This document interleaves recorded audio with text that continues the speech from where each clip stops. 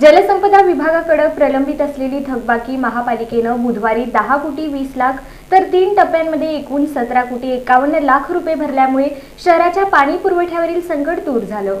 सोलापूर शहराला उजनी धरण, औंज बंधारा आणि हिप्परगा जलाशय या 3 ठिकाणांहून पाणी पुरवठा केला जातो।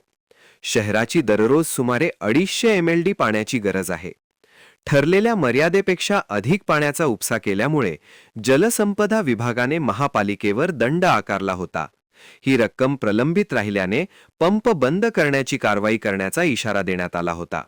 या पार्श्वभूमीवर महापालिकेने तातडीने आर्थिक नियोजन करत 12 मार्च रोजी 3.5 कोटी, 24 मार्च रोजी 3.81 कोटी आणि 25 मार्च रोजी 10.20 कोटी रुपये असा एकूण 17.51 कोटी रुपयांचा भरणा केला।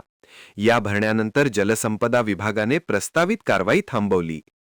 परिणामी उजनी, औंज आणि हिप्परगा या तिन्ही जलस्रोतांवरील पाणी उपसा करणारे पंप सुरळीतपणे सुरू असल्याचे अधिकाऱ्यांनी स्पष्ट केले। सोलापूर महापालिकेच्या या निर्णयामुळे ऐन उन्हाळ्यात निर्माण होऊ शकणारे जलसंकट टळले असून नागरिकांना मोठा दिलासा मिळाला आहे। भविष्यात अशी परिस्थिती निर्माण होऊ नये यासाठी पाणी वापराचे काटेकोर नियोजन आणि थकबाकी वेळेत भरणे आवश्यक असल्याचेही प्रशासनाकडून सांगण्यात आले।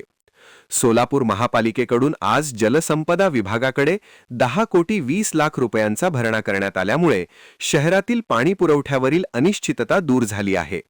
सध्या कोणतेही पंप सील नसून सर्व पंप सुरळीत सुरू असल्याने पाणी पुरवठ्यात कोणतीही अडचण येणार नसल्याची माहिती सार्वजनिक अभियंता व्यंकटेश चौबे यांनी दिली।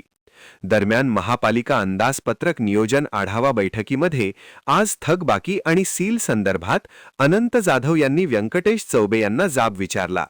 महापालिका सभागृह आणि पदाधिकाऱ्यांना या संदर्भात माहिती का दिली नाही असा सवाल उपस्थित केला।